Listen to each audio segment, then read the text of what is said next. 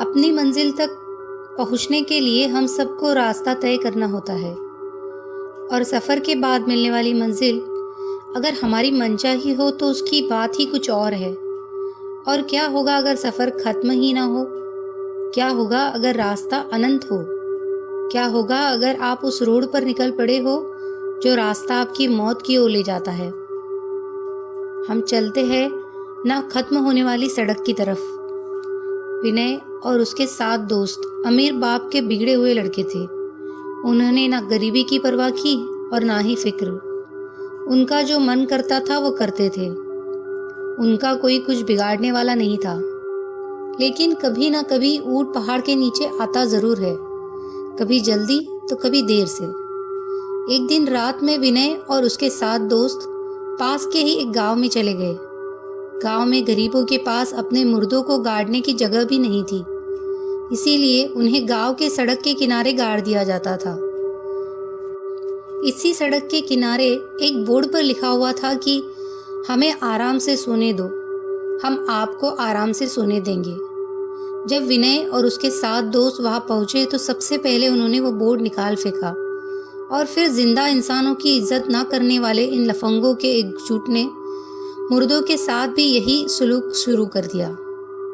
कोई कब्र पर रखे फूलों को फेंकने लगा तो कोई कब्र पर बैठकर शराब पीने लगा।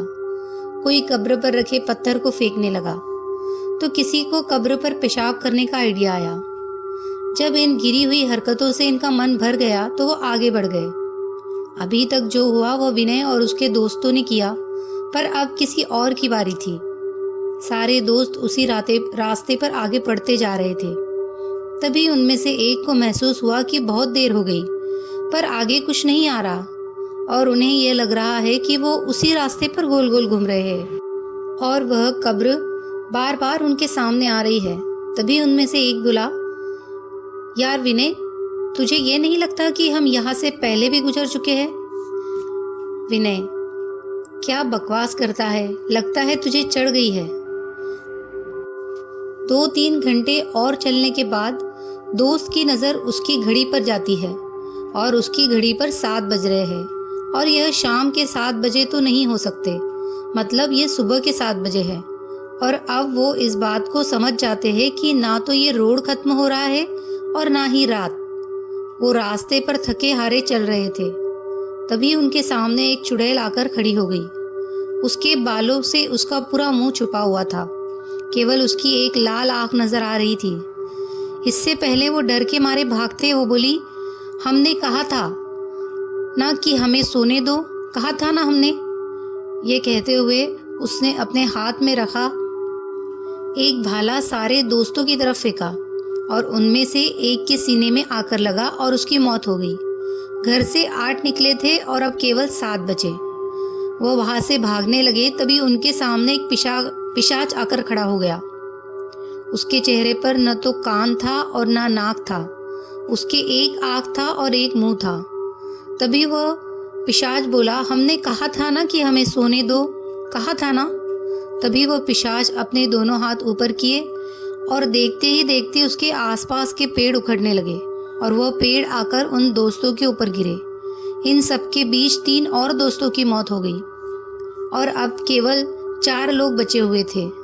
चारों दोस्त तुरंत वहां से भागने लगे। सब लोग थके हुए थे और पीने के लिए पानी भी नहीं था और रात खत्म होने का नाम ही नहीं ले रही थी और ना ही वो रास्ता खत्म होने का नाम ले रहा था। एक दोस्त ने कहा, विनय, हमने इन लोगों को सोते हुए परेशान करके अच्छा नहीं किया। ये अब हमसे इसी बात का बदला ले रहे हैं।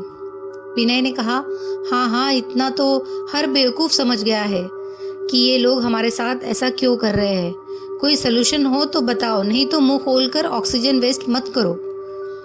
इतने में उन्होंने देखा कि रोड में एक गड्ढा हुआ है और उनमें से एक दोस्त गड्ढे में जा गिरा। अब 3 दोस्त बचे थे। तभी उनमें से एक दोस्त बोला, क्यों ना हम अपनी गलती सुधारे। हमने जो कुछ भी उन कब्रों का किया है, अगर हम लोग उसे ठीक कर देते हैं तो शायद हमारी जान बच जाए। विनय ने कहा, बिल्कुल ठीक कहते हो, चलो।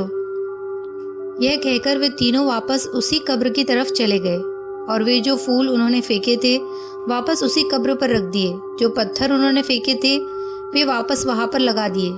जो शराब की बोतल कब्र पर रखी थी वो वहाँ से हटा दिया और जिस कब्र पर पेशाब की थी उसे भी उन्होंने साफ कर दिया।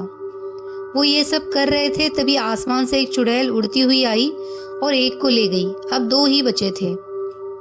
एक दोस्त ने कहा, अब हम क्या करें विनय, हमने तो सब कुछ सुधार दिया तब भी कुछ नहीं फर्क पड़ रहा। विनय ने कहा, रुको, तुम्हें याद है सबसे पहले हमने वो बोर्ड निकाल कर फेंका था।